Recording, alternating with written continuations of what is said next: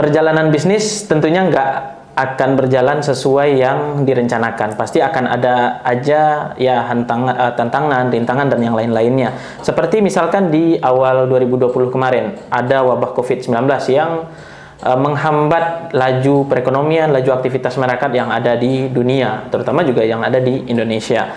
Nah, di awal Mei 2023 ini, kita sebagai rakyat Indonesia dihebohkan nih dengan tidak berfungsinya, kita tidak bisa bertransaksi menggunakan ATM, mobile banking, internet banking, Bank BSI atau Bank Syariah Indonesia, yang mengakibatkan nih banyak dari nasabah yang ya tentu komplain mereka tidak bisa bertransaksi, mereka tidak bisa menarik uang mereka atau mentransfer uang. Juga tentunya yang dikhawatirkan adalah keamanan uang mereka. Apakah uang mereka akan aman di bank tersebut atau tidak? Tentu ini juga menjadi komplain dari nasabah. Nah, namun beberapa pakar IT sudah menyampaikan bahwa kemungkinan besar gangguannya itu adalah karena serangan cyber.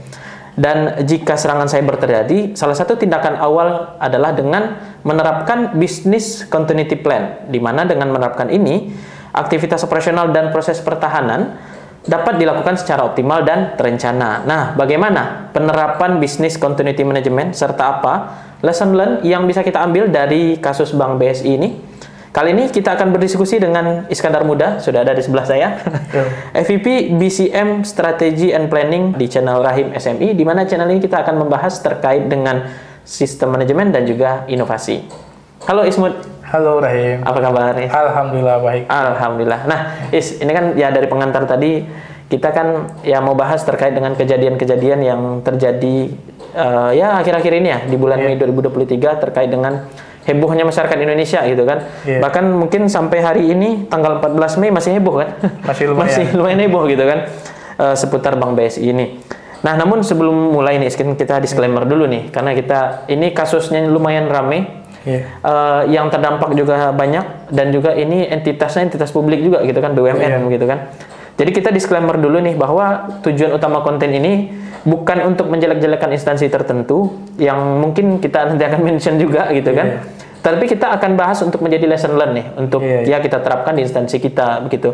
Karena saya juga yakin, contoh mungkin orang-orang di BSI pastilah orang-orang hebat semua gitu kan, nggak mungkin ya gabungan dari Bank BNI Syariah, Bank Syariah Mandiri, nggak mungkin lah orangnya nggak capable gitu kan. Pasti saya yakin orang yang ada di BSI adalah orang yang capable semua di Bank BSI begitu.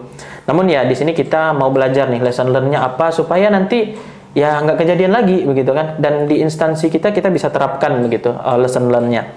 Dan juga di awal nih kita akan mohon maaf juga nih jika terjadi kesalahan penyebutan kata atau penyebutan nama instansi tadi, karena tujuan utama konten ini adalah untuk mengedukasi ya, mengedukasi untuk penerapan BCM nih, tentunya untuk mengatasi terutama serangan cyber. Nah, ini kita bahas yang kemarin nih.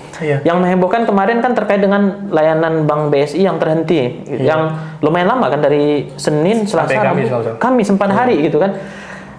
Adik ipar saya adik saya cuma punya Bank BSI aja. Bank BSI aja. Serius, kemarin saya baru tanya, Bank BSI aja gitu kan.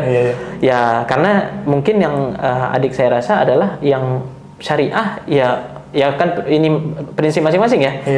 Masih menggunakan bank syariah ya cuma itu gitu kan. Ya udah. Banknya berhenti, akhirnya nggak bisa ngambil uang, narik uang, ya perekonomian keluarga juga terhambat gitu kan. Nah, gimana nih pendapat Ismud nih, yang ya hari-harian mengelola bisnis continuity management nih? Terima kasih baik Im. Ya mungkin ya memang benar ya, kita beberapa hari terakhir cukup masyarakat Indonesia terutama gitu ya, cukup dikejutkan dengan terjadinya gangguan pada layanan Bank BSI gitu ya. Ini kejadiannya pun bukan regional gitu ya, tapi langsung satu Indonesia Raya gitu ya. Nah, mungkin ini sangat mengganggu kegiatan gitu ya, kegiatan individual maupun kegiatan korporasi gitu. Nah, terutama mungkin karena saya warga Aceh nih gitu ya. Iya, sebagai warga Aceh nih. Jadi kemarin beberapa hari terakhir di grup di beberapa grup dan beberapa media sosial yang saya lihat gitu ya, itu banyak banget yang memang istilahnya mengeluarkan unek-uneknya gitu ya, mengeluarkan unek-unek nggak bisa bertransaksi gitu. Berarti di grup keluarga udah rame ya? Udah rame gitu ya. Nah, karena terutama sebagai informasi nih, di Aceh itu yang beroperasi hanya bank syariah. Oke. Iya, dan porsinya BSI di situ saya cukup besar gitu ya, karena di sini majority BSI sama Bank Aceh Bank gitu Aceh, ya. Jadi dua-duanya bank syariah gitu ya. Karena di Aceh itu sebagaimana kita ketahui ada namanya LKS ya, kanun ya, kanun saya kayak undang-undangnya sana lah gitu ya.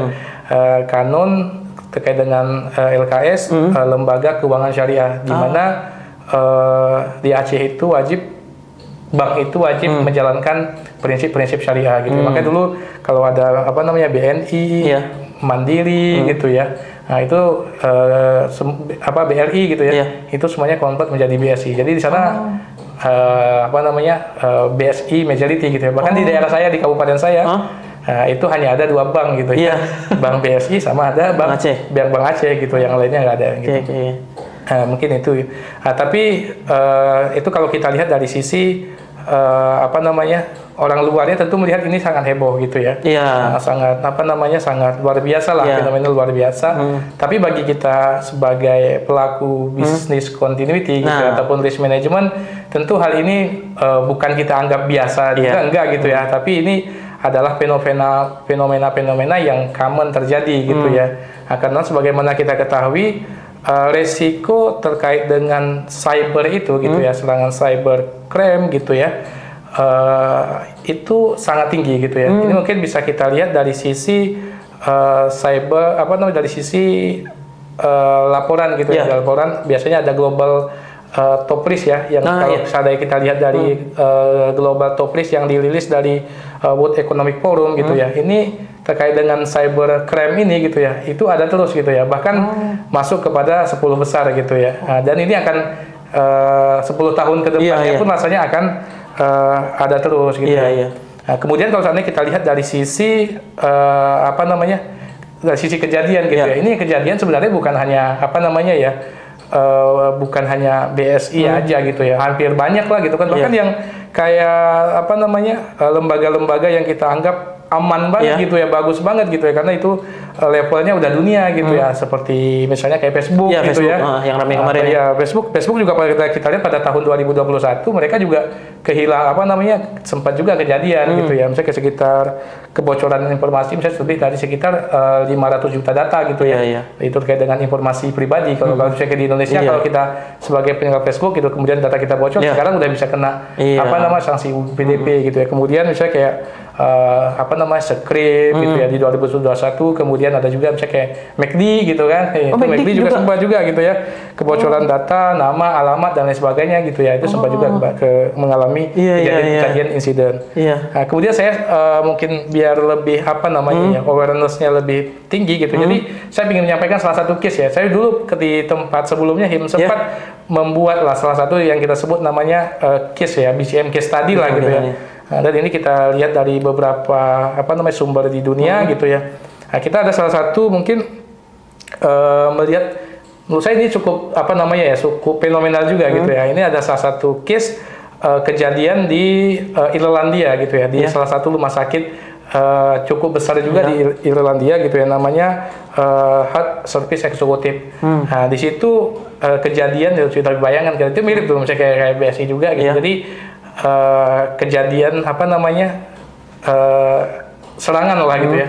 Nah, dan yang lamanya sebenarnya itu parah juga karena sempat terhenti gitu ya. Bayangkan ya, jadi kalau seandainya rumah sakit sistem informasinya terhenti gitu kan, nah, faktor dampaknya apa gitu kan? Itu pasti ke banyak nyawa gitu ya. Karena dokter pun sekarang saya yakin gitu kan susah bekerja kalau seandainya sistem informasinya nggak jalan gitu ya. Dia riwayat penyakitnya gimana gitu ya, kemudian rekam medis seperti apa, mau ngasih obat sistemnya gimana gitu kan. Jadi udah pasti kacau balau lah itu gitu ya. Jadi makanya serangan dari kejadian ini gitu ya.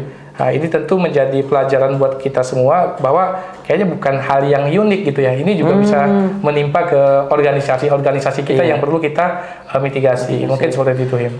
Kalau misalkan tadi Ismun menyampaikan bahwa itu udah menjadi global top risk serangan cyber ini gitu kan, yang pertama. Terus yang kedua ada 4 kasus tadi gitu kan ya. 4 kasus ada Facebook tadi, terus ada juga Script, Script gitu kan, terus juga McD dan juga yang terakhir tadi yang agak rumah sakit gitu kan.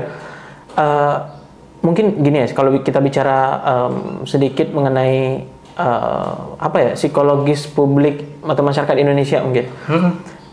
Saya baru ngeh tadi pas saya sempat menyampaikan Facebook. Oh iya, Facebook kan kemarin rame-rame gitu kan. Ya lumayan rame lah di sosial media gitu kan. Cuman kayaknya nggak seheboh yang Bang BS ini gitu. Apa mungkin gini, orang-orang ya masyarakat umum nggak merasa bahwa data itu merupakan hal yang penting bagi mereka? Karena mungkin kalau saya ngeliat gini, kenapa Bang BSI heboh? Karena ada uang mereka di sana kan. Segala hal sesuatu yang berhubungan dengan uang perut pasti akan sensitif kan. Kalau Ismud sendiri nilai gimana kalau dari melihat dari kacamata seorang BCM hal itu Jadi kalau kita terkait dengan kondisi seperti ini kenapa bisa menjadi heboh? Yang pertama ini prinsip yang prinsip BCM banget nih, prinsip bencana lah gitu ya. Kadang-kadang kita itu sebelum mengalami gitu ya, itu soal hal itu biasa aja gitu ya, perlu lewat aja gitu kan. Tapi ketika udah kena ke kita gitu kan, itu langsung gitu ya. Kita percaya ada yang mengganggu kita gitu kan, otomatis dengan karakter, apalagi dengan karakter orang Indonesia gitu, punya sosial media dan sebagainya gitu kan, bakalan teriak dia dimanapun gitu kan. Contohnya kemarin saya terkait dengan kids yang di BSI sempat trending kan di Twitter juga jadi rame lah gitu ya. Jadi itu yang sama di ini pun gitu, di level korporasi pun sama.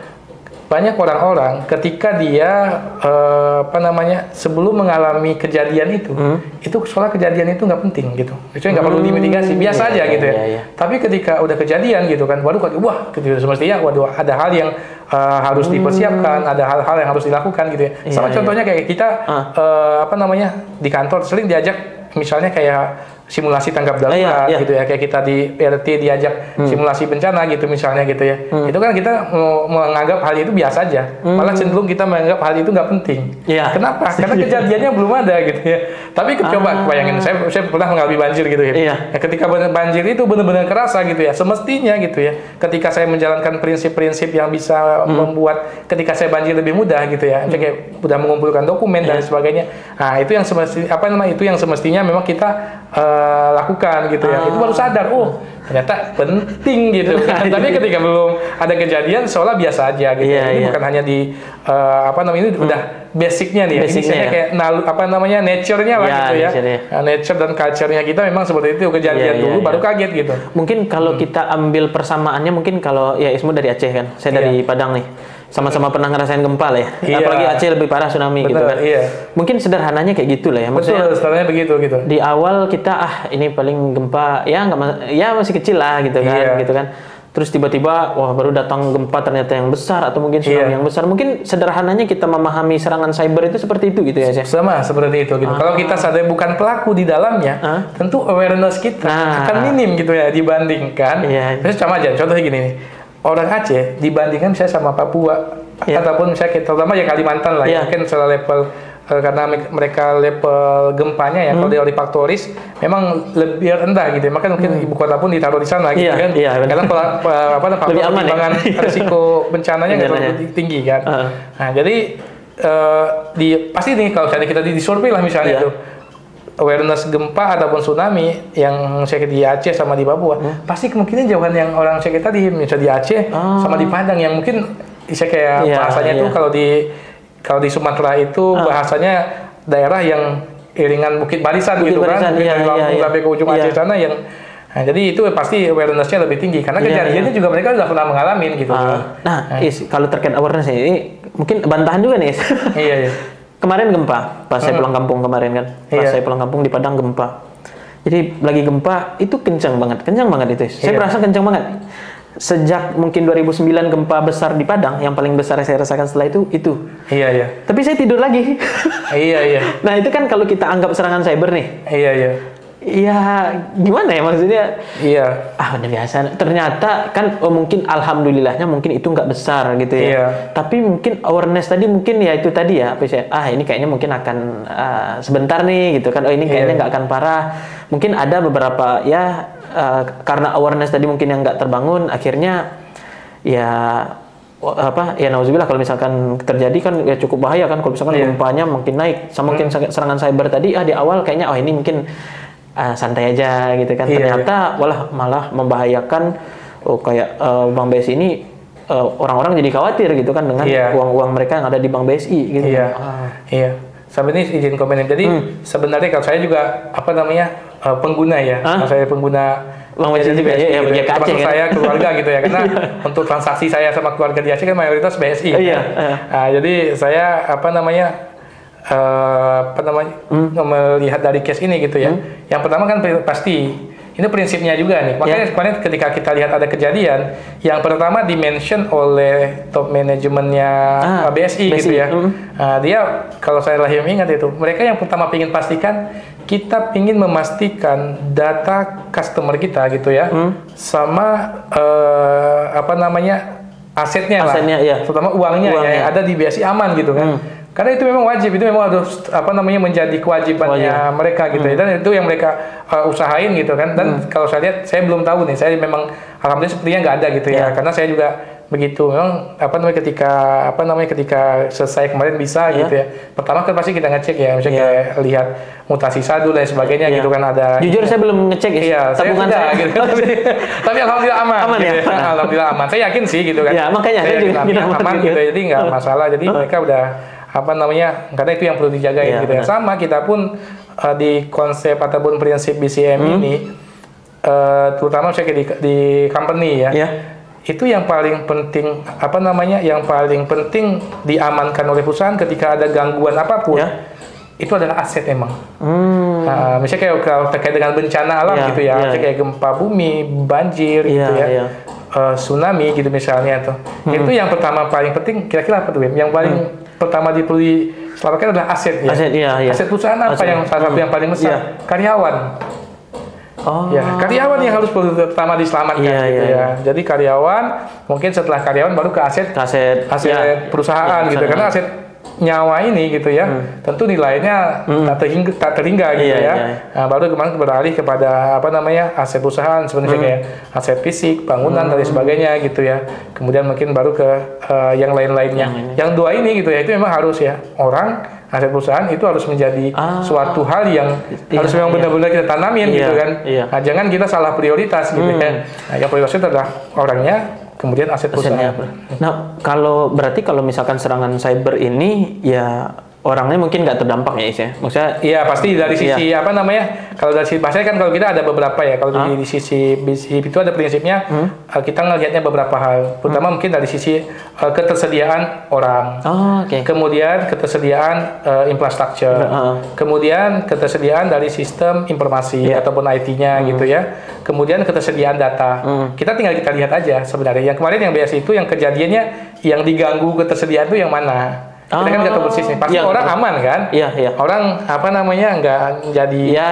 nggak jadi apa-apa. Gitu. Maksudnya mereka masih secara availability artinya 100%. Nggak ada yang cedera dan sebagainya lah gitu.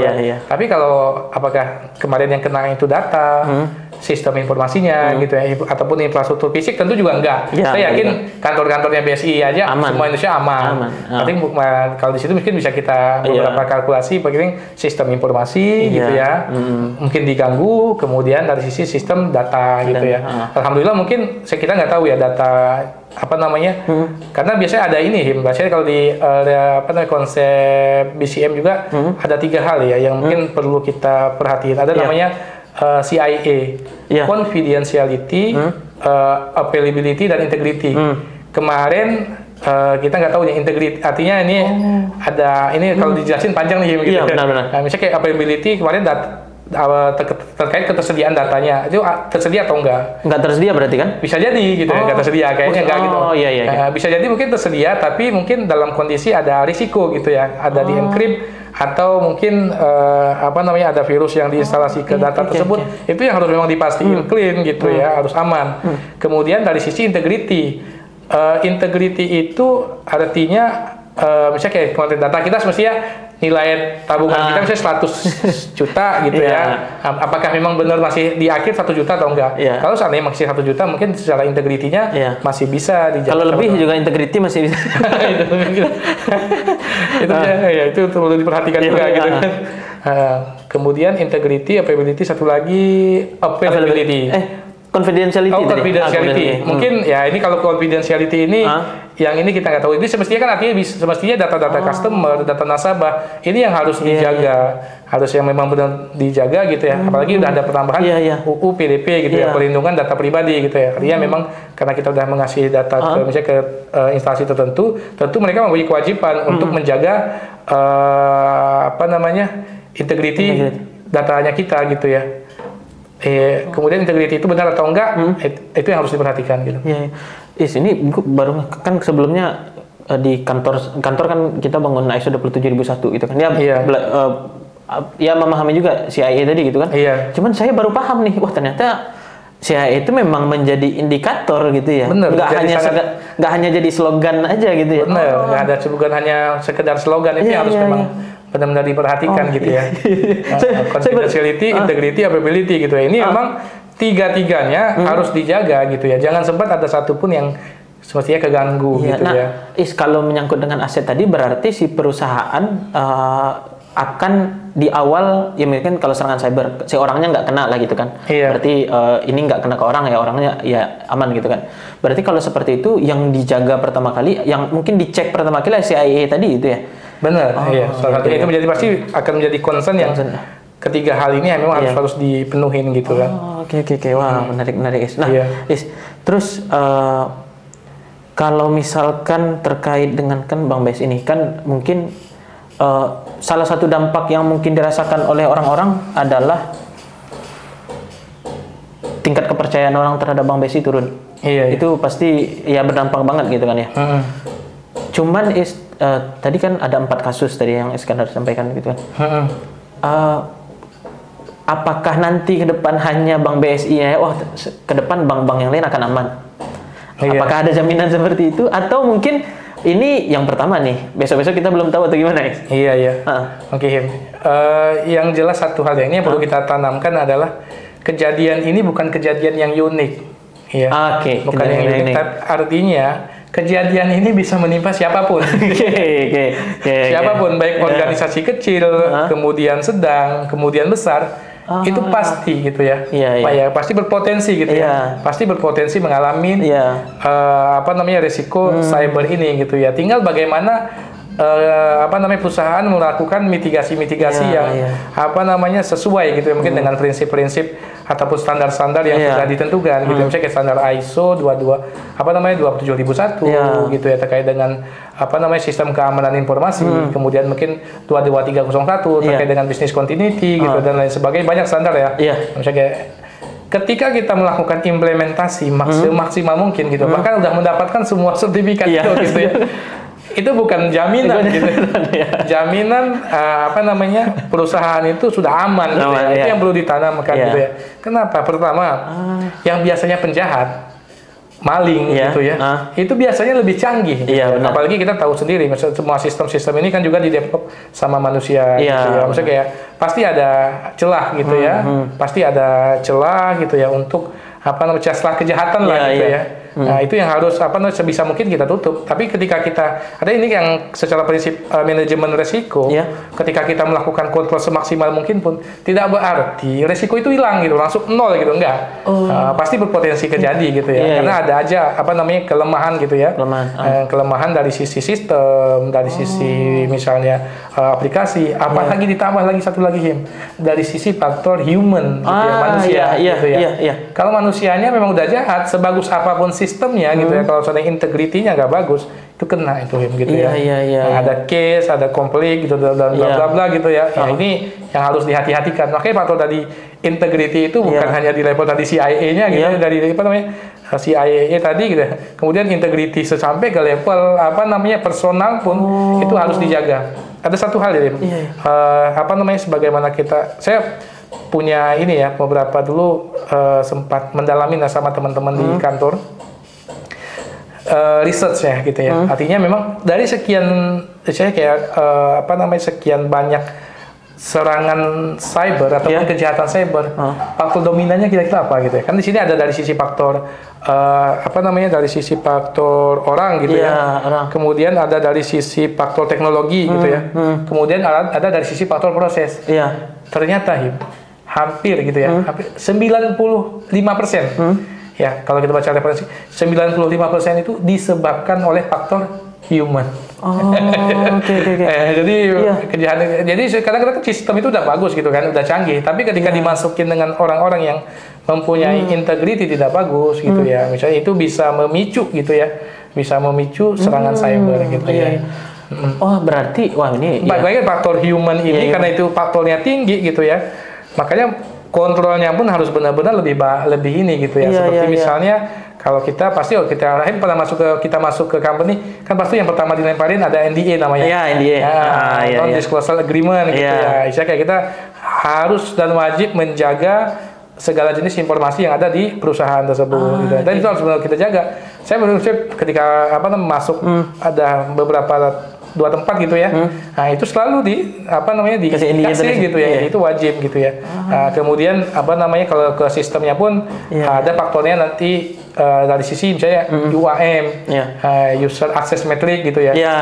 Jadi itu pun jangan sempat salah-salah gitu kan. Artinya mungkin apalagi user-user yang bahasanya super gitu, dalam artian super user gitu kan. Artinya dia bisa kemana-mana gitu kan. Nah, itu yang harus menjadi perhatian gitu ya.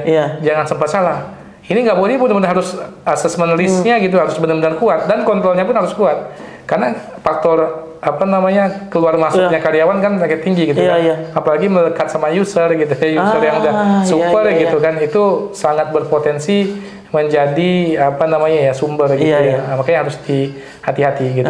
Nah, menarik tadi nyampaikan tadi.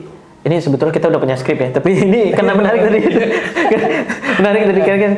Saya berarti tidak hanya sebagai indikator, berarti CIA ini juga bisa bukan juga bisa, berarti juga harus diterapkan ke tingkat paling kecil di perusahaan gitu kan? Pasti.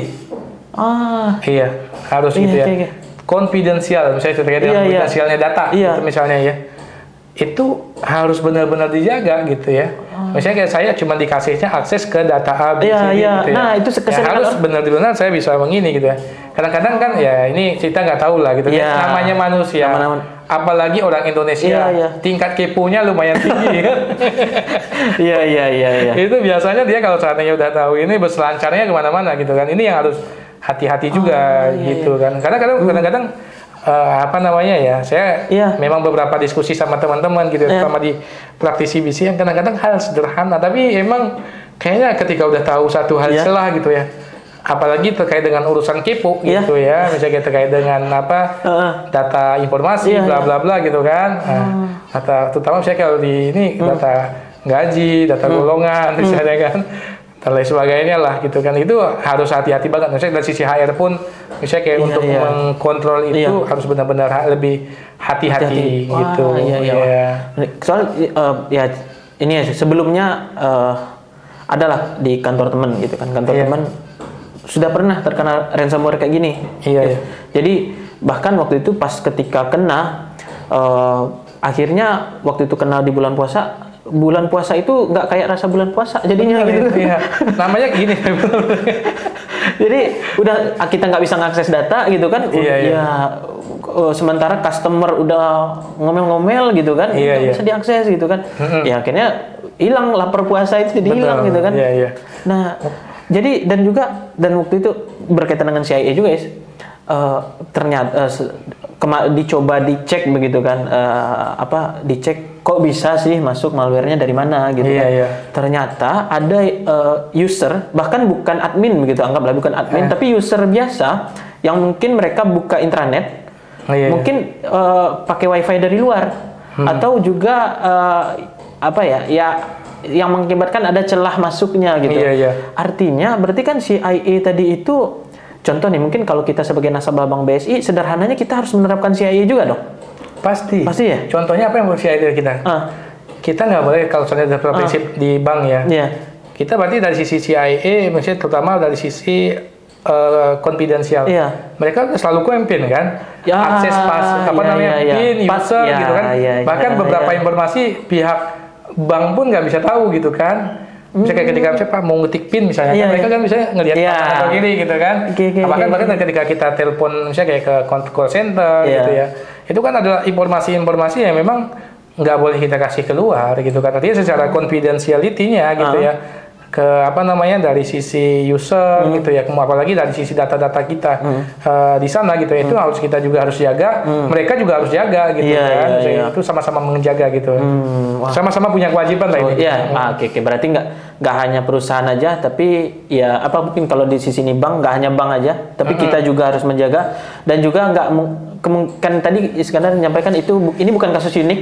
Bukan kasus unik. Jadi pasti bisa kemana-mana. Bisa kemana-mana, ke bank-bank lain juga bisa gitu kan. Jadi organisasi lain bisa juga. Nah, bisa juga. Jadi ya CIA di sisi kita harus perkuat lagi gitu kan ya. Iya. Nah, ini kalau kerugian yang bisa muncul nih sebagai perusahaan nih, kalau mendapatkan serangan cyber untuk si perusahaan dan juga untuk si customer nih, kalau misalkan nggak bisa dikelola dengan baik, nggak bisa dimitigasi dengan baik serangan cyber ini, apa sih kerugian yang bisa muncul? Mungkin dari perusahaan dulu nih. Iya, pasti pertama ya secara prinsip dulu nih kita bahasannya lebih ke overview lah gitu ya. Pertama, ketika ada suatu musibah apapun ya, musibah apapun ini bahasanya musibah lah gitu ya, ataupun kalau ini kejadian cybercrime lah gitu ya, itu udah pasti gitu ya, sudah pasti gitu ya, sudah pasti ada muncul kerugian, ya tinggal besar atau kecilnya juga gitu ya, itu yang perlu kita ini yang belum dihitung kalau perlu dihitung kan ya. Kemudian misalnya dari sisi beberapa faktor ya, secara kerugian terutama gitu ya, dari sisi faktor finansialnya gitu ya, faktor uang lah gitu kan. Kemudian dari sisi reputasi, pasti reputasi juga kena nih gitu ya. Maksudnya minimal ada beberapa mungkin kita trustnya lah gitu ya, mungkin mereka kita nggak tahu gitu ya, apakah nanti berkurang atau enggak gitu ya. Tapi memang kalau seolah-olah di media sosial kita ini gitu ya, kita lihat ada soal mau pindah atau enggak gitu. Kalau saya sih enggak ya. Nah itu dia kan tadi Iskandar menyampaikan bahwa kasusnya unik, ya makanya saya juga nggak akan pindah, masih tetap pakai BSI saya sampai sekarang gitu kan. Bahkan tadi kan saya nanya ke udah ngecek belum? Saya aja belum ngecek nih. Kebetulan sudah memastikan aman gitu ya. Kebetulan yang Bank BSI ini saya memang nggak saya pasang mobile bankingnya. Oh iya. Karena ini untuk tabungan biar nggak ketarik terus. Gitu. Jadi belum dicek sampai sekarang, tapi masih menyampaikan aman. Udah. Iya. Alhamdulillah aman. Gitu ya. Iya. Oke. Jadi kemudian dari sisi tadi ya finansial, kemudian dari sisi reputasi gitu ya.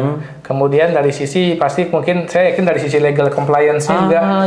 Saya nggak tahu apakah mungkin ada nanti pelanggaran. Yang jelas saya yakin gitu ya. Pasti dari regulator gitu ya, dari OJK misalnya, kemudian dari BI gitu ya.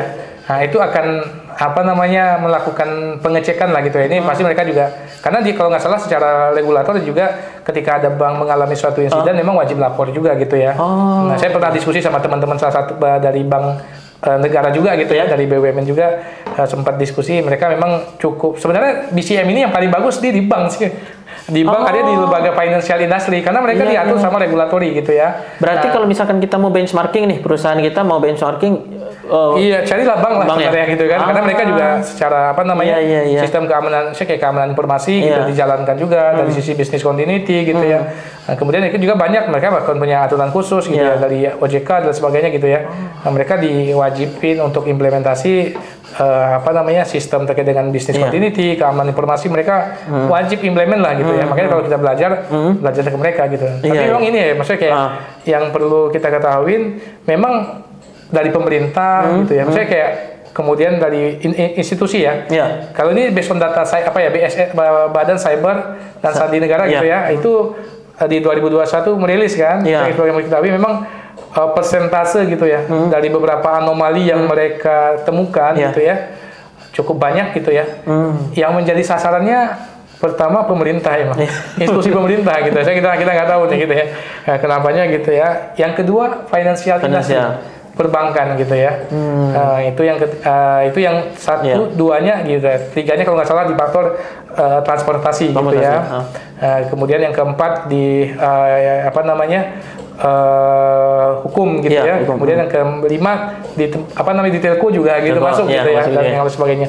Nah, itu yang memang sasarannya gitu ya. Iya, iya. Karena mungkin duitnya gitu ya, duit dan project-project ini di pemerintah gitu. Makanya Iya. mungkin orang-orang punya banyak kepentingan yang mencari informasi yang mungkin lewat jalur belakang atau seperti apa, kita tidak tahu gitu ya. Iya, iya. Yang jelas dari data BSN yang paling tinggi pemerintah, 2 financial industry gitu ya. Dan kebukti ini juga salah satu Iya, salah satunya. kejadiannya gitu Iya. ya.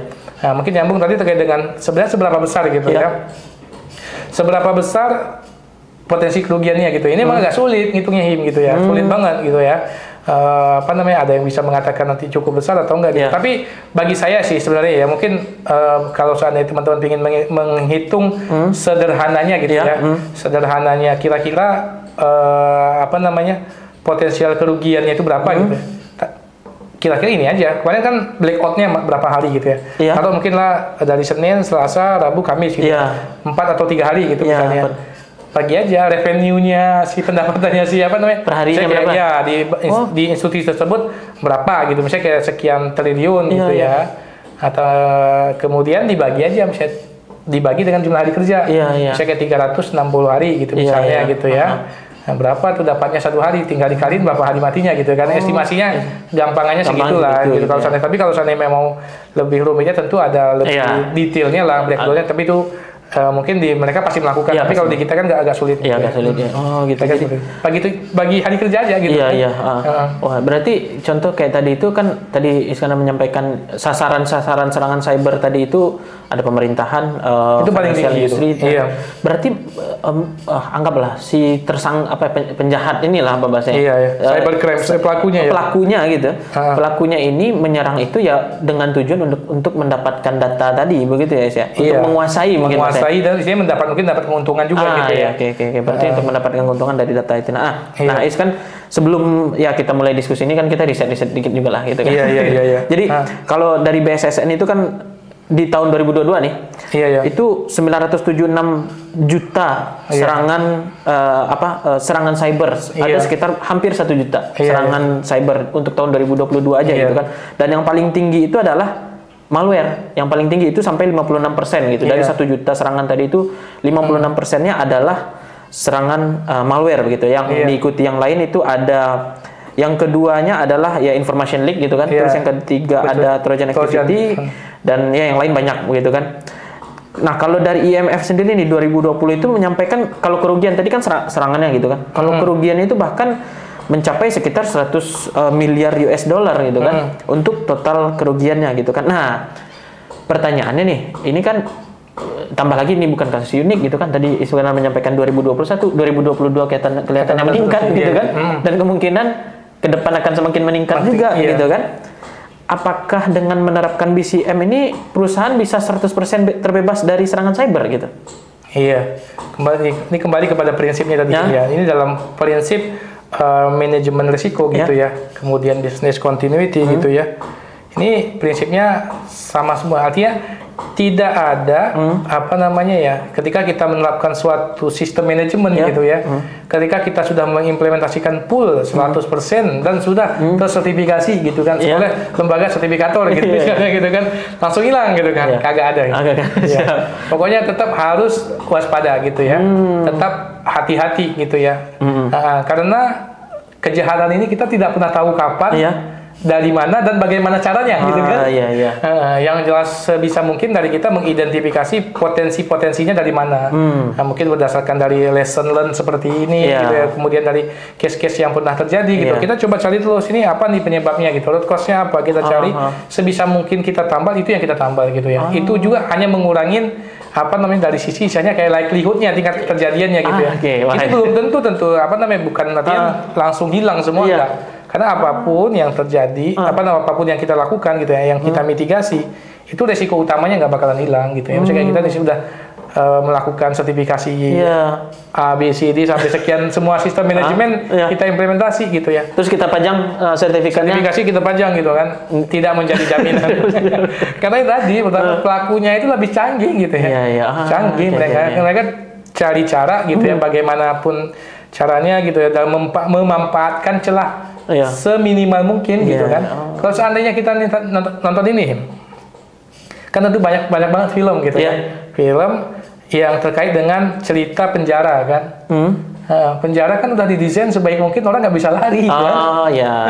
Ya, tapi ada aja yang kabur. Namanya pun penjahat di sana kan. Iya. Penjahat di dalam gitu kan. Iya. Canggih mereka gitu kan. Iya. Bahkan ada yang mungkin yang lebih canggih lagi kan. Dia di penjara dengan mungkin apa yang dia namanya pun penjahat gitu ya. Nah, dia bisa tidak ada di dalam penjara pun bisa jadi gitu kan. Apalagi tapi kalau saya yang kelas melarikan diri gitu ya. Nah, itu aja masih ada jalannya Masih gitu ada jalan, kan. benar. Apalagi kalau dia tadi kan udah jalur legal kan. Saya kayak kejahatannya ada sebenarnya. Karena di penjara itu ada orang tapi mungkin nggak pernah di dalam penjara. Karena dia udah mampu kong kali kong sama soalnya sistemnya udah legal gitu ya. Karena sesuatu yang udah dibenarkan, jalur masuknya udah soalnya nggak ada apa-apa gitu ya. Apalagi banyak lah kita lihat kalau film banyak banget kalau mau dicontoh case dari pelarian dari penjara gitu ya dengan hal semaksimal apapun mereka research gitu ya, ujung-ujungnya mereka bisa melarikan menemukan dari sekian tiap hari melakukan observasi kan kelemahannya di mana dicari langsung kabur bisa juga gitu ya. Begitu juga dengan sistem yang kita bangun gitu ya di perusahaan gitu. Nah, kita udah semaksimal mungkin orang, wah kita mikir ini nggak bisa masuk nih, gitu kan? Nggak bisa masuk dan nggak bisa lari gitu ya. Akhirnya dari dalam kita pagarin, dari luar juga kita pagarin misalnya. Tapi itu apa kejadiannya gitu kan? Ada aja gitu kan? Ada aja kejadian yang membuat orang itu bisa keluar gitu kan. Nah, banyak case-case kayak begitu kan gitu. Dan menarik tadi Ismu menyampaikan ya kadang orang mungkin merasa kalau saya ngerasa ya karyawan di perusahaan gitu ya. Wah, kita udah ISO 27001, kita udah ISO 22301. Wah, udah aman nih. Kita bisa kerja santai nih gitu. Padahal enggak gitu. Enggak.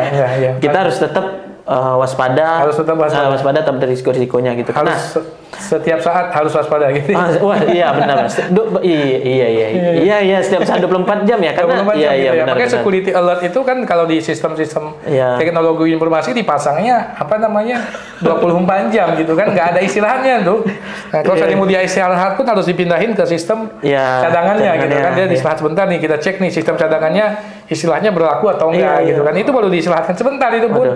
Habis itu paling dibalikin lagi untuk memastikan sistem cadangannya itu aman. Jadi dia nggak bisa tidur. Ada bahasanya tuh, saya lupa. Saya kalau nggak salah bahasa Indonesianya ya security itu security itu nggak boleh tidur. Jadi harus ngejaga terus gitu kan. Jadi ketika ada alert pun mereka harus eskalasinya gitu kan, harus segera jalan gitu. Dan saya ingin cerita gini ya. Jadi yang case yang tadi ya, yang case yang salah satu di rumah sakit yang Irlandia itu di tahun 2021. Nah, mungkin nanti kalau misalnya di YouTube-nya Rahim saya kasih linknya deh gitu ya. Biar nanti teman-teman bisa ngebaca lesson learn gitu. Ini bagus banget tuh. Ada yang versi pendeknya, ada versi yang singkatnya gitu ya. Itu ada karena saya sama nih kayak kejadian di BSI, habis mereka kejadian, mereka minta PwC kalau nggak salah ya. PwC untuk melakukan observasi. Kira-kira ini jadiannya dari mana gitu kan. Ternyata gitu, ini saya juga saya mungkin izin lihat ini. Iya, nggak apa-apa.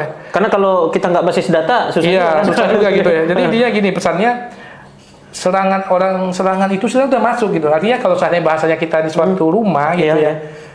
Istilahnya kayak pencuri itu, penjahat itu sebenarnya lagi ada di dalam rumah. Tidur di dalam rumah gitu kan. Waduh. Tapi kita nggak sadar gitu kan, kita nggak sadar. Dia observasi dulu gitu kan. Ini udah diobservasi semuanya. Nanti kira-kira ketika udah kapan waktu aman beraksi, baru mereka kunci semua kan. Jendela dan sebagainya udah ditutup gitu. Ini saya mungkin izin lihat ini ya. Case-nya. Nah, ini contohnya nih ya. Dia kejadian infeksi awalnya ya, ada masukin virus ke rumah sakit itu tanggal 18 bulan 3 2021. 18 bulan 3 ya. Itu kejadian, itu udah awal masuk nih. Sebenarnya di tanggal 18 bulan 3 itu udah ada alert nih, udah masuk ini udah kayaknya kayak virusnya udah masuk gitu kan. Maksudnya udah ada alert ini, sudah ada orang yang tahu bahwa ada virus nih gitu. Iya, gitu ya. Tapi mungkin belum terlalu aware gitu ya, ataupun udah tahu ada, tapi tahunya nanti gitu kan. Nanti kalau setelah kejadian, ternyata dulu udah ada kejadian, udah ada notifnya nih gitu kan. Tapi dia setelah di tanggal 18 bulan 3 itu, di bulan 5 gitu ya, di bulan itu di tanggal 7 bulan 5 2021. Berarti berapa bulan nih? 2 bulan. 2 bulan. Mereka tuh kanan kiri kan. Jadi mungkin tinggal di segala sudut kalau kita bagian rumah ini dia udah berselancar di situ. Mungkin gitu malingnya kan. udah ngopi-ngopi sama kita. Iya, udah ngopi-ngopi. Kita belum sadar gitu kan.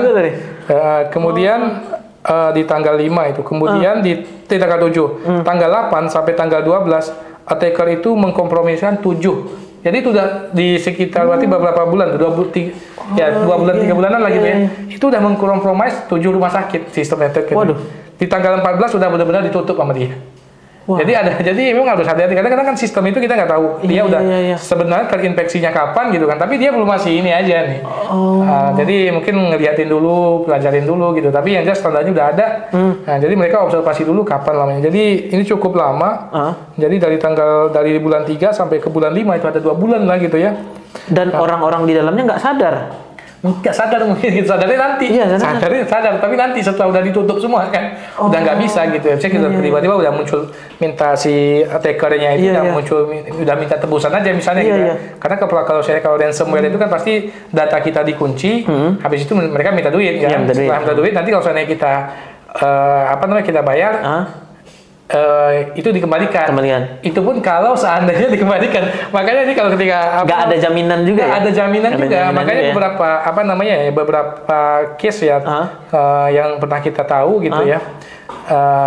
Itu ketika memang ada kejadian seperti ini pun ketika mereka minta banyak yang nggak mau sih memang. Iya banyak. Karena belum tentu. Belum tentu. Ketika kita kasih minta lagi. Iya, nah itu dia. Iya benar. Makanya kadang-kadang mereka mengambil Bismillah lah gitu kan. Misalnya kayak kita harus melakukan recovery sendiri gitu kan, segala sistem itu dikunci, dimatiin semua, habis itu diperiksain gitu kan.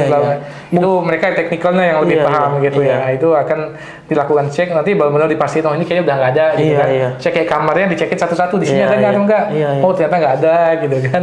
Kamar 2 dicekin lagi kan. Karena bahasanya di situ mungkin server gitu kan. Itu bahasa banyak lah kalau dari sisi server, kemudian ada juga nyebutnya kayak virtual machine gitu ya. Jadi itu kan banyak tuh server itu nggak mungkin satu ya, ada 1, 2, 3, 4, 5 dicekin satu-satu, nanti kalau udah bersih baru diinstal lagi gitu. Jadi ini panjang ceritanya. Jadi ketika udah ada kejadiannya sih ngebalikinnya nggak kayak ini kan BSI nih case-nya. Ini kan case-nya udah solve nih. Saya yakin mereka juga masih proses recovery untuk full 100% itu butuh waktu gitu ya. Butuh sebulan, 2 bulan, bahkan 3 bulan, bahkan bisa jadi lebih gitu ya. Tapi yang penting service utamanya ini yang fungsinya BCM nih. Untuk memastikan service utama itu harus segera di deliver kepada customer gitu sih kira-kira. Nah, tadi menarik apa tadi Iskandar menyampaikan yang maksud saya yang pahamnya tadi gini maksud sebelumnya ya. Ketika kan katanya Bank BSI ini serangan terjadi di Senin pagi kalau nggak salah. Iya Senin ya. Yang saya pikir adalah Senin itu ya pas si pelakunya ini nyerang pas hari Senin. Tetapi ternyata kalau dari case yang rumah sakit di Irlandia tadi berarti udah 2 bulan gitu kan. Bisa jadi, kita nggak pernah tahu itu nanti mungkin semoga nanti ada dari manajemen terkait gitu ya. Semoga bisa kalau seandainya mereka berkenan untuk memberikan lesson learn kepada publik gitu kan, untuk menjadi bahan pelajaran gitu ya. Saya yang syukur banget, bagus banget yang tadi yang di rumah sakit Irlandia itu dia benar-benar mengasih dibuka gitu ya. Mungkin nanti case-nya gimana saya izin kasih mungkin filenya terakhir nanti untuk bisa di-attach juga untuk dipelajarin gitu ya, untuk menjadi lesson learn buat rekan-rekan kita yang di luar gitu. Apalagi rumah sakit gitu kan, kalau rumah sakit nyawa ujung-ujungnya. Kan misalkan kalau saya kebayangkan kalau sekarang rumah sakit mau ke dokter ngirim resep dokter itu kan nggak pakai tulisan lagi kan, udah pakai IP semua gitu kan. Terus juga data record pasien juga nggak pakai kertas lagi, sekarang udah pakai semuanya. Kalau misalkan itu salah gimana mau mengingatnya gitu kan. Waduh itu bahaya gitu kan. Itu nyawa ini. Nah, tadi Iskandar menyampaikan bahwa kita udah sertifikasi, kita udah menerapkan, sertifikat udah banyak dipampang gitu kan. Tapi Iskandar menyampaikan itu nggak jadi jaminan. Bukan jadi jaminan, tapi perlu digarisbawahi ya, tidak menjadi jaminan. Namun gitu ya, namun itu adalah upaya untuk mengurangi baik dari sisi dampaknya nanti ketika terjadi maupun dari sisi tingkat kalau bahasa hadisnya likelihood-nya ataupun tingkat keterjadiannya ya. Minimal udah dari sebelumnya misalnya kalau apa namanya vulnerability lah bahasanya gitu ya. Kalau seandainya dulu kita potensinya cukup artinya celahnya cukup banyak nih gitu kan. Nah minimal dengan adanya kita melakukan sistem manajemen itu celah-celah itu sebenarnya kita tutup gitu kan. Nah, kita tutup gitu ya. Walaupun kita tutup kan potensi-potensi itu masih tetap ada gitu ya.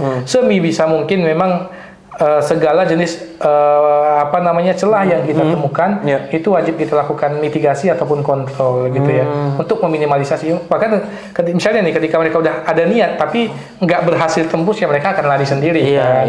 Nah, artinya memang harus kita pagarnya ini memang harus benar-benar bagus nih kita settingnya seperti itu sih. Kalau saya kebayang sederhananya nggak ada kan kalau misalkan kita mau sertifikasi kan biasanya ada program sertifikasinya gitu kan. Nggak ada program sertifikasi aja kita aja udah nggak aware gitu kan. Maksudnya udah ada sertifikat pun kita udah nggak aware apalagi nggak ada gitu kan malah lebih gawat lagi gitu kan. Jadi ini ya untuk ya tadi itu upaya begitu ya. Upaya untuk gitu menurunkan likelihood tadi gitu. Menurunkan likelihood maupun mengurangi dampaknya nanti gitu. Karena dampaknya kayak Bank BSI luar biasa gitu gede itu Pak. Saya lumayan lah gitu. Nah terus kalau terkait dengan ini kalau tadi upaya begitu kan. Terus kenapa sih ini penting BCM ini untuk diterapkan gitu Iya. Karena itu tadi, jadi pertama pertama mungkin yang perlu kita ketahui nih ya, BCM ini bukan suatu fungsi yang dia berdiri sendiri, gitu kan? Dia banyak temennya lah, atau bahasanya dia punya interdependensi dengan tim yang lain. Ya, terutama misalnya dalam tim kalau bahasa ininya aja ya, mungkin bahasa BCM-nya jadi tim emergency response gitu ya. Artinya ketika ada bencana-bencana ataupun gangguan, tim ini yang akan melakukan respon terlebih dahulu. Untuk apa? Untuk mengurangi dampak mengurangi dampaknya. Karena kejadian kan udah ada ya. Udah ada. Apa sih tentu ketika udah kejadian berarti dampaknya harus kita kurangin gitu ya. Kemudian ada namanya tim crisis communication. Misalnya kayak kemarin yang mungkin saya kalau kita lihat belajar dari teman-teman BSI juga mereka udah melakukan kan.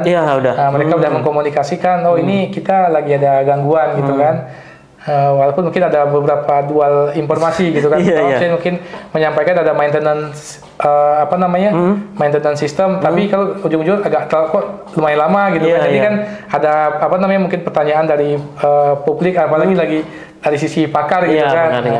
Kalau sekarang kayaknya udah mulai ada beberapa titik terang lah gitu kan. Ini kejadiannya udah cukup dijelaskan gitu sih. Kira-kira seperti itu, Him. Oke. Nah, kalau fungsi BCM nih, jika misalkan terjadi serangan cyber ini, sederhananya BCM ini apa sih fungsinya ketika si serangan cyber ini terjadi? Gitu ya? Iya, fungsinya adalah itu tadi, Him, ya. Dia mengkoordinasikan dengan tim-tim terkait tadi gitu ya. BCM itu sebenarnya terakhir tadi ya, Him, gitu ya. Berarti ketika ada kejadian tadi yang bekerja pertama bisa dikatakan tim emergency response tadi. Artinya tim process owner tadi misalnya terkait dengan kejadian di security gitu ya. Jadi tim security yang pertama melakukan istilahnya respon gitu ya. Nah, misalnya kalau di contoh gampangnya ketika ada kejadian kebakaran ataupun gempa bumi di kantor gitu ya. Nah, itu kan yang pertama melakukan respon siapa? Namanya kan tim KTD kan, kesiapsiagaan tanggap darurat misalnya, ataupun bahasanya ini kan tergantung organisasi ada juga namanya P2K3 panitia gitu kan, kesehatan sama kerja gitu ya. Nah, jadi mereka yang akan melakukan begitu juga misalnya kejadian di security gitu ya, tim IT security yang akan melakukan respon. Nah, jadi setelah itu akan mungkin dikoordinasikan dengan tim yang namanya crisis communication. Ini untuk mengkomunikasikan baik ke tim nanti ke manajemen, kemudian ke tim BCP kalau seandainya mungkin bahasanya BCP-nya itu harus diaktifasi gitu kan, harus diaktifkan gitu kan. Nah, itu nanti mereka mengkomunikasikan. Jadi tim ini ya, baik itu dari tim emergency response, crisis communication, BCP gitu kan, itu semuanya mempunyai irisan lah gitu irisan gitu ya. Yang jelas kalau seandainya udah sampai ke level BCP itu yang istilahnya udah skenario yang paling parahnya lah gitu ya. Udah cukup gangguannya cukup tinggi, tapi bagaimana kita dengan kondisi gangguan tersebut bisnis kita gitu ya, bisnis kita tetap bisa memberikan ataupun delivery terkait dengan core produknya lah gitu ya kepada customer dengan kondisi yang minimal. Misalnya kayak tadi kemarin yang bisa mungkin yang internet bankingnya dibisain Iya, dulu bisa gitu dulu. ya, kemudian saya kayak di ATM gitu ya, di teller, sedangkan yang lain-lainnya dulu mungkin di kesampingkan Iya, gitu ya. iya. Tapi walaupun yang lainnya bukan artinya nggak penting Iya, ya, tapi benar. penting karena dia support function gitu ya. Tapi yang paling penting adalah core functionnya itu ketika BCM itu harus aktif, Harus aktif, gitu, harus ya. jalan. Contohnya kayak kita ada banjir gitu misalnya ya, nggak bisa ke kantor beberapa hari gitu ya. Bisa nggak gaji ditunda gitu misalnya kan? Ya kan nggak bisa gitu kan. Nanti karyawan teriak gitu kan. Jadi kayak gitu harus fungsi terkait dengan payroll misalnya kan harus aktif gitu ya. Kemudian yang sales gitu ya. Ketika kita karena udah ada SLA dengan customer gitu, kita harus mau deliver gitu ya. Nggak bisa kita bilang, Pak, saya udah janji memberikan delivery produk kita kepada customer. Terus kita bilang tiba-tiba banjir. Pak, mohon maaf, kita nggak bisa, lagi banjir. Iya. Urusan lo, katakan. Bahasanya kan dari mereka nggak bisa. Iya, Kita nggak artinya dalam kondisi, kalau di bisnis gitu ya, nah, dengan prinsip yang profesional, ketika ada kejadian apapun, yang core ataupun kewajiban kita, tetap harus kita jalankan. Kemudian yang misalnya kayak supporting function, misalnya kayak audit, gitu kan, ataupun fungsi-fungsi bukan audit nggak penting gitu, tapi penting. Tapi mungkin di kondisi bencana, kalau di kondisi bencana kita ngaudit, gitu kan, gitu pasti diteriakin, gitu kan, misalnya, gitu kan. Berarti ada beberapa function, gitu kan, harus ditunda dulu, gitu kan. Nanti mungkin kalau udah mulai pulih harus aktif. Jadi intinya BCM itu gitu, jadi harus memetakan mana yang kritikal, gitu ya, mana yang istilahnya kita nyebutnya bukan kalau misalnya kadang-kadang kita kritikal gitu kan, urgent atau non urgent, kadang-kadang banyak komplain gitu kan. Woi, gua urgent loh kan. Padahal dia semestinya nggak terlalu urgent, bisa ditunda gitu kan. Contohnya kayak kita nih, ini kita rumah nih, kebakaran anjir. Yang paling penting apa sih? Misalnya kayak penting ada kasur gitu ya. Misalnya di rumah kita ini misalnya di rumah kita misalnya kayak ada air hangat gitu ya. Apakah ketika rumah kita kebakaran ataupun banjir air hangat harus hidup? Kan kagak gitu ya. Fungsi itu harus bisa ditunda nanti gitu ya. Yang paling penting kayak dapur harus ada makanan gitu kan, kayak tidur gitu kan, harus ada tempatnya. Mungkin yang itu dulu. Yang lain misalnya kayak baju bagus dan sebagainya masih bisa ditunda, itu nanti. Penting sih baju bagus, tapi itu nanti. Yang paling penting itu makan ada, kemudian air kepenuhin, listrik hidup gitu misalnya gitu kan. Nah, udah cukup itu dulu gitu kan. Jangan banyak aneh-aneh gitu gitu. Jadi tujuan kita di BCM itu adalah itu, salah satunya memilah atau itu nanti ada metodenya ya. Metode itu akan nanti namanya business impact analysis. Nah, mana bisnis-bisnis yang kritikal, yang high impact to business. Jadi itu yang harus dipisahin. Kan nggak mungkin gini sederhananya prinsip BCM nih. Nggak mungkin kan kondisi ideal kita kayak sekarang di kondisi yang tidak ada gangguan dengan ada gangguan itu sama. Nggak mungkin kan? Nggak mungkin. Ya pasti kalau kita ada gangguan itu yang penting istilahnya itu yang core-core-nya lah, yang wajib-wajibnya aja gitu kan. Itu yang harus ada, tapi yang lainnya nanti bisa ditunda, yang kosmetik, yang makeup dan sebagainya gitu kan. Kira-kira begitu ya. Jadi fungsi BCM itu yang harus kita pastikan gitu ya. Jadi istilahnya untuk memastikan perusahaan itu tetap sustain dalam kondisi apapun gitu ya. Jadi yang dengan skala yang minimal gitu. Oke, jadi malah kalau misalkan tadi menyampaikan ketika misalkan ada alert tadi itu atau serangan tadi itu, malah bukan tim BCM yang jalan, tapi tim emergensinya duluan yang jalan dulu gitu ya. Jadi itu ada flow-nya lah gitu. Itu kalau itu biasanya kayak bahasanya udah lebih ke framework, technical gitu kan. Itu memang biasanya di setiap organisasi mungkin bisa menyesuaikan juga ya, tergantung dengan operasional sama size-nya mereka seperti apa gitu kan.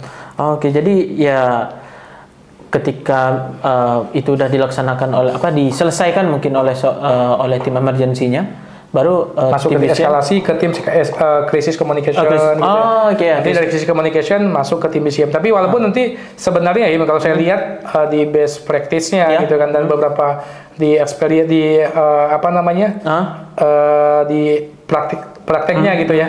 Itu tim ini semuanya punya hubungan gitu ya. Ini hubungan erat nih dari awal sampai akhir itu gitu ya. Misalnya itu tidak akan pernah lepas, misalnya kalau di perusahaan itu dari tim HSE gitu ya. HSE, GA, HR, security gitu ya. Teknologi gitu ya, BCM, risk management gitu kan.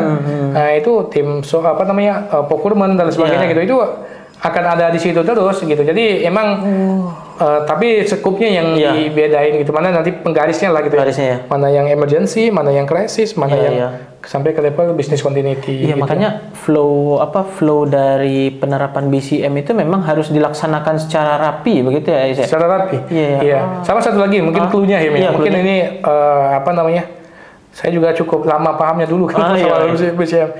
Salah satu mungkin ini, tapi bukan jangan ditelan habis-habisan. Tapi ini cukup membantu untuk membuka mindset gitu ya. Artinya kalau di BCM ini ada satu kata clue yang saya temukan gitu ya. Artinya nanti ketika BCM ini jalan, biasanya ada sistem pindah.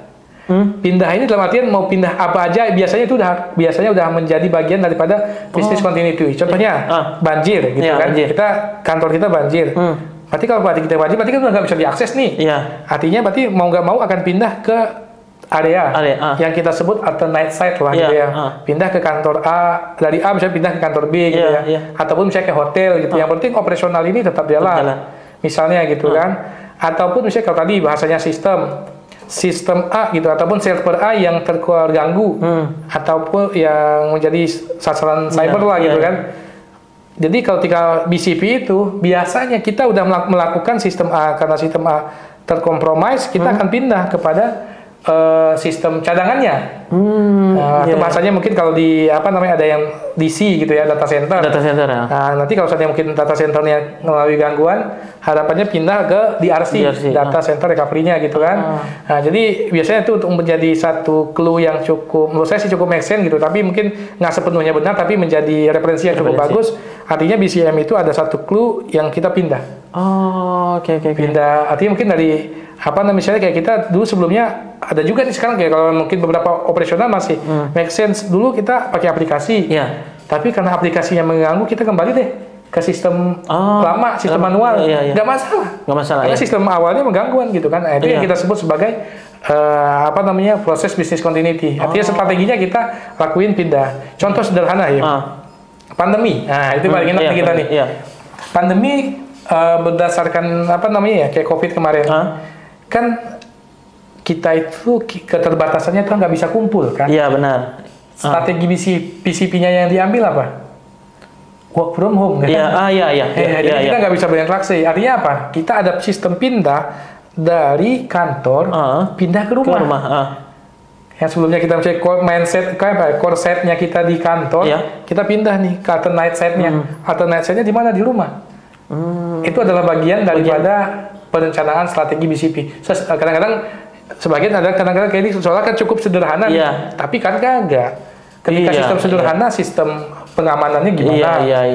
Kalau orang-orang yang biasanya di kantor pakai notebook, pakai PC, Iya, PC-nya kan diangkut atau dibelikan notebook gitu kan. Nah, itu kan berarti proses. Kalau tinggal bisa dikasih pindahin ke rumah, yang misalnya jaringannya pakai jaringan kantor gitu kan, yang sudah tersetting gitu kan. Udah aman lah gitu. Udah aman, pindah ke jaringan rumah. Ataupun ada sebagian pindah ke jaringan misalnya kayak di warkop atau apa gitu kan, pakai wifi luar. Aman atau enggak, kan harus diatur gitu kan. Isinya kayak tata kelolanya nggak bisa hanya sekedar pindah dari kantor ke rumah gitu kan.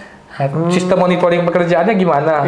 Kalau seandainya ada butuh approval, pakai yang dulu mungkin bisa pakai form fisik, sekarang nggak bisa, harus dibikin banyak. Jadi dengan sederhana dimindahkan dari kantor ke rumah, soal sederhana, tapi di belakangnya itu banyak meeting. Contohnya, misalnya saya melakukan ketika pandemi survei, survei. Jadi manajemen pengen tahu kita sebenarnya tingkat efektivitas sama kendala di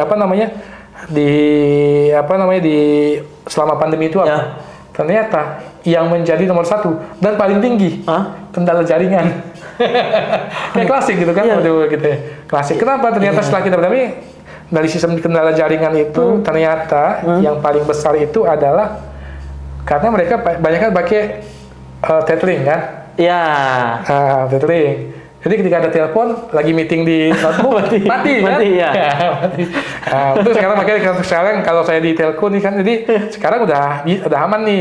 Beberapa udah ketika ada telepon masuk, ketika kita tethering dari HP, itu nggak keganggu lagi gitu kan. Itu mungkin pelajaran dari pandemi juga gitu kan, improvement lah yang dilakukan oleh di teman-teman telco gitu kan. Nah, seperti itu. Jadi itu contohnya BCP sederhananya seperti itu gitu ya. Semoga bisa membuka mindset gitu.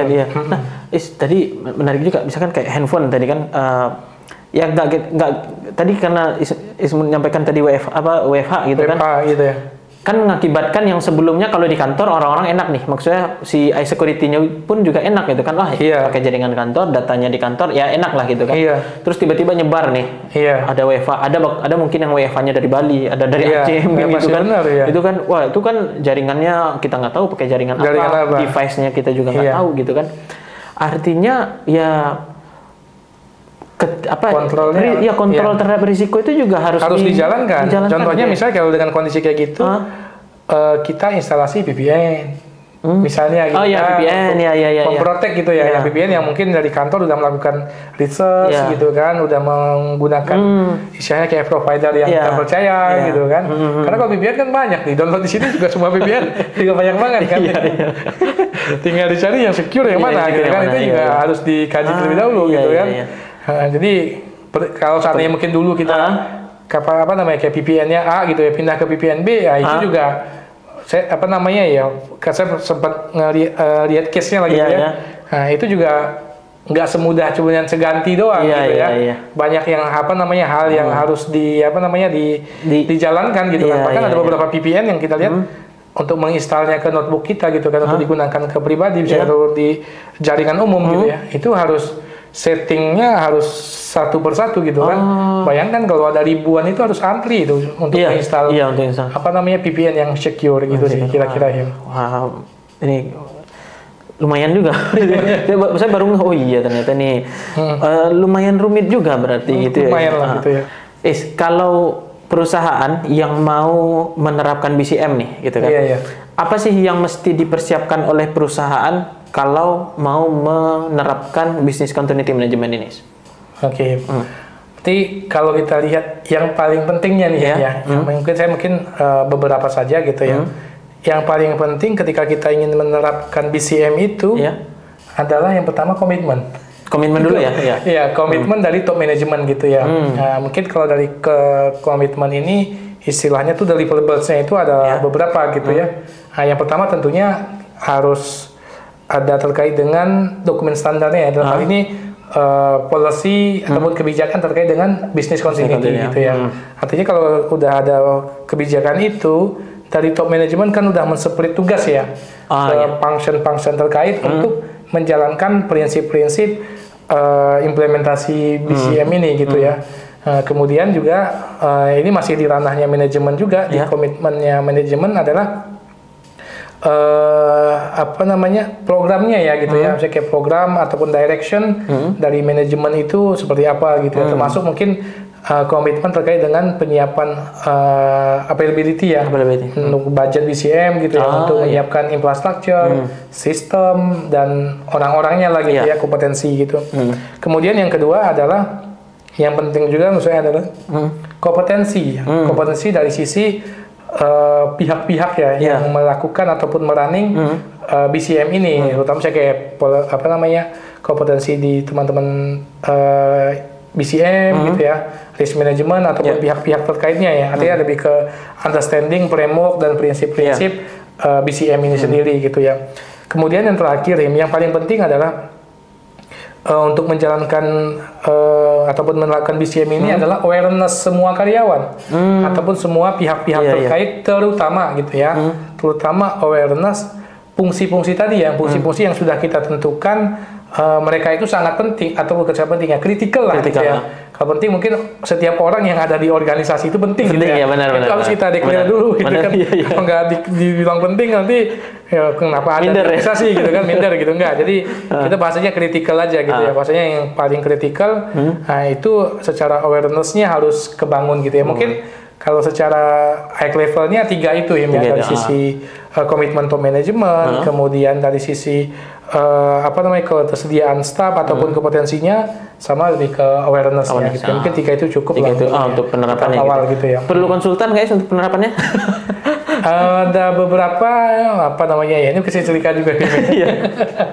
Ada yang pakai konsultan gitu kan, ada yang enggak. Ini memang pilihannya aja. Pilihannya. Kalau misalnya mungkin kompetensi karyawannya udah mumpuni gitu ya, mungkin bisa di-develop sendiri. Karena kita ada di kepuasan batin nih sendiri gitu. Dulu di tempat sebelumnya ketika kita implementasi misalnya nih ya, kayak sistem manajemen mutu terkait dengan ISO 27001. Nah, 27001 itu kita tidak pakai konsultan gitu kan, itu di develop sama teman-teman gitu kan. Keren. Nah, dan menjadi salah satu kepuasan sendiri ya. Kepuasan sendiri gitu ya.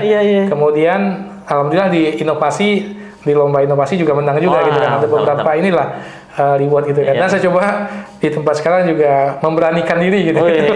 Untuk apa namanya ya bismillah lah gitu. Apalagi apa namanya fundamentalnya saya lihat sudah cukup kuat gitu ya, tinggal mungkin ada beberapa jahitan yang integrasi antara satu bagian dengan bagian yang lainnya untuk lebih apa namanya lebih komprehensif dan lebih efektif aja gitu kan. Baik. Nah, makin itu ya. Nah, ya mau nggak pakai konsultan ataupun mau pakai konsul, yang penting kan harus punya standarnya kan? Punya standar. Nah, standarnya apa ya? Standar sebenarnya kan kalau untuk MBCM ini yang paling common ya ISO gitu ISO, ya. Yang ISO 22301 terkait dengan apa namanya business continuity management system gitu ya. Nah, itu kalau saya lihat sertifikasinya udah cukup banyak juga ya. Terutama teman-teman bank nih gitu kan. Bank. Financial industry, kemudian financial industry yang bank gitu ya, maupun financial industry yang non bank seperti asuransi, pembiayaan dan lain sebagainya gitu kan. Mereka juga udah apa namanya udah saya lihat udah cukup banyak yang mengimplementasikan ISO 22301 ini gitu ya. Karena faktor ini sih banyak faktor, mungkin kebutuhan gitu ya. Kemudian ditambah lagi dengan apa namanya kewajiban yang diwajibkan oleh regulator dari OJK misalnya. Kayak gitu. Apalagi dengan saya di apa namanya kalau lihat di BUMN juga kan, walaupun mungkin secara langsung tidak menyebut gitu ya. Jadi di Kementerian BUMN kan juga udah ada apa namanya kayak mereka ada pedoman sendiri dengan risk management gitu ya. Apalagi OJK udah punya sendiri gitu kan. OJK dari OJK dia udah punya baik udah ada peraturannya ya, baik itu yang untuk yang bank maupun yang non bank itu terpisah gitu ya. Saya lupa nomornya berapa tapi udah sempat dan pelajarin gitu ya. Kemudian ditahu di apa namanya di implementasi risk management di apa namanya di BUMN juga udah apa namanya udah cukup apa namanya udah ada kebijakan sendiri lah, arahan dari menteri untuk menjalankan prinsip-prinsip BCM di dalamnya tentu ada juga yang BCP gitu ya. Makanya kayaknya di konsultan saya lihat apa namanya ya terkait dengan opportunity gitu ya di BCM apa namanya itu lumayan banyak dicari gitu ya. Nah itu nih gitu kan, apalagi dengan case ini kemungkinan karir BCM ini akan demand-nya akan meningkat guys, menurut opini aja. Insya Allah pasti meningkat. Nah, jadi yakin aja gitu, apalagi kita sebagai pelaku gitu. Jadi harus yakin gitu. Harus yakin ya. Ya, tapi berarti ya harus siap juga mungkin ya dengan kerjaan seperti tadi ya. Terjadi case, makanya tadi saya nggak kebayang kalau misalkan Bank BSI kena Senin sampai Kamis itu bisa tidur nggak sih orang-orangnya? Itu pasti cerita. Ini saya bisa kayaknya ini opini ya. Opini. Tapi kayaknya ketika ada apa namanya ya, ketika ada gangguan gitu ya, bencana, ini saya yakin sih satu BSI, satu Indonesia Raya, kecuali mungkin yang apalagi posisi apa namanya tadi ya, masuk ke tim tadi, masuk ke tim apa namanya ERP, tim Crisis Communication, tim BCP, saya yakin sih orang yang nggak bisa tidur, dia memang fokus gitu ya Pak. Jadi di kantor itu luar biasa. Saya yakin kan kita lihat di beberapa media juga top manajemen juga turun gitu kan, itu wajib ya, harus memang gitu ya. Nah itu mereka susah tuh. Itu yang paling penting di BCM salah satu itu yang memanage ketika ada kejadian itu harus apa namanya ya secara sense krisisnya gitu ya. Artinya jangan ketika krisis itu kan bukan dalam kondisi ideal gitu. Tidur pasti berkurang gitu kan, porsi dan sebagainya, komunikasi juga harus lebih lancar, lebih intens. Namanya aja krisis gitu. Namanya juga krisis gitu kan. Nah, ini pertanyaan terakhir nih, dan juga mungkin saran-saran dari Iskandar mungkin yang dari mungkin sejam lebih kita udah diskusi nih, mungkin yang kurang dari yang kita sampaikan, dan sekaligus closing statement apa yang mau disampaikan ke teman-teman nih, terutama mungkin yang tertarik dengan dunia BCM ini dan juga menjadi lesson learned lah buat kita semuanya. Yang pertama ya, saya ingin menggarisbawahi kejadian yang mungkin yang kita apa namanya yang kita diskusikan, yang case yang ada di teman-teman BSI gitu ya. Yang paling pertama itu bukan kejadian yang unik gitu. Itu bukan kejadian unik, itu jadi bisa kita jangan menimpa organisasi manapun, kapanpun dan dimanapun gitu kan. Itu yang perlu kita garis bawahi. Dan karena ada yang nanya nih gitu kan, wah bank mana yang aman? Nggak ada gitu kan, benar gitu mungkin kan. Mungkin kalau mereka ada sistem mungkin udah cukup memagarin dengan aman. Saya yakin semua bank, karena mereka diatur gitu kan. Bahasanya pun kita nyebutnya highly regulated gitu ya. Jadi mereka sangat kenceng, sangat ketat nih untuk peraturan regulasinya gitu kan.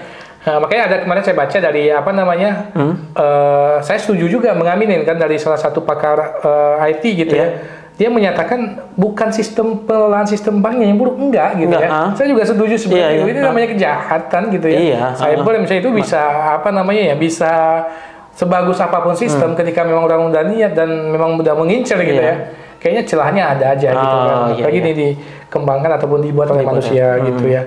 Itu yang pertama. Kemudian yang kedua gitu ya, dari case itu karena itu kejadian gak unik.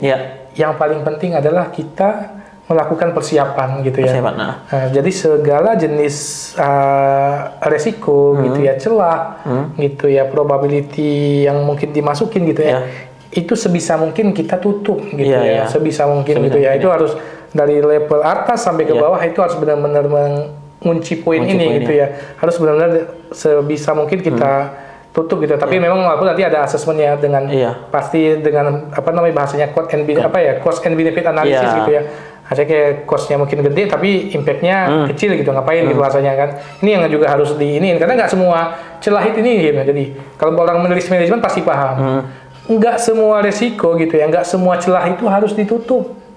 Karena kadang-kadang nutupnya kecil tapi cost yang harus kita keluarkan gede banget. Jadi ngapain gitu. Itu kadang-kadang harus memang bahasanya kalau di konsep resiko kita accept aja, kita terima lah gitu kan. Nah, jadi makanya itu harus hati-hati. Kita tinggal kejelian dari tim risk management, BCP ataupun tim yang lain untuk mana celah-celah yang mungkin gede ditutup dengan cost yang kecil gitu. Itu yang harus diperhatikan juga gitu ya. Kemudian setelah kita melakukan persiapan, jangan lupa latihan gitu. Latihan karena ini sense kok. Jadi sense crisis ini harus kayaknya ngebangunnya juga kayaknya agak ini juga gitu ya. Harus ada kadang-kadang harus ada realnya lah gitu ya. Untuk realnya di mana? Paling kalau soalnya benar-benar dibikin bencana benerannya kan agak susah gitu. Pasti mungkin yang konsep bencananya kita implementasi sehingga kita ketika ada krisis itu, kita ada disruption itu, kita bisa melakukan respon dengan baik gitu. Minimal udah kemarin ketika ada latihan, ketika ada kejadian kayak gini kita gini-gini gitu ya. Walaupun mungkin ketika ada kejadian bisa jadi lupa gitu ya. Namanya pun udah panik gitu, ada kejadian gitu ya. Makanya ketika ada awareness apapun gitu, baik itu dari BNPB, dari kantor-kantor kita, ketika ada gempa, kebakaran, tulisan pertamanya apa ya? Jangan panik kan. Gitu kan. Itu yang pertama. Tapi kadang-kadang ketika ada kejadian nggak bisa juga, tetap panik juga gitu. Tapi bukan jangan panik, tenang mungkin. Kalau jangan panik kan yang kepikiran panik kan. tenang. Ya begitu kan. Saya juga cek beberapa kali karena kita tahu misalnya kayak gempa gitu. Kita udah ada prinsip prinsip yang harus kita jalankan gitu kan. Misalnya kayak berlindung 3 C-nya ya gitu ya. Nah itu harus kita jalankan. Tapi kadang-kadang kita ketika udah ada kejadiannya lupa juga gitu kan prinsip yang udah kita pelajarin gitu kan. Nah, kemudian yang terakhir gitu ya. Jadi saya mungkin kasih quote aja ya. Beberapa udah dua nih mungkin ya. Nah yang pertama quote-nya itu butuh ya bertahun-tahun untuk membangun reputasi gitu ya. Kadang-kadang cukup satu serangan cyber untuk menghancurkan reputasi itu gitu kan. Itu yang memang harus kita hati-hati gitu ya. Nah, karena ketika udah kejadian udah susah untuk recovery-nya gitu ya. Kemudian yang terakhir ketika bencana itu terjadi gitu ya. Sudah tidak ada lagi waktu persiapan untuk menghadapi bencana gitu. Karena sejatinya persiapan bencana itu dilakukan sebelum bencana itu terjadi gitu ya. Karena kebanyakan orang memang tidak mau gitu ya melakukan persiapan bencana gitu ataupun gangguan itu. Itu mungkin dari saya semoga kontennya ini bermanfaat buat rekan-rekan kita gitu. Terima kasih sudah diundang. Makasih banyak Ismud. Bermanfaat nih. Lumayan panjang. Siap. Makasih Ismud. Terima kasih. Sukses. Terima kasih.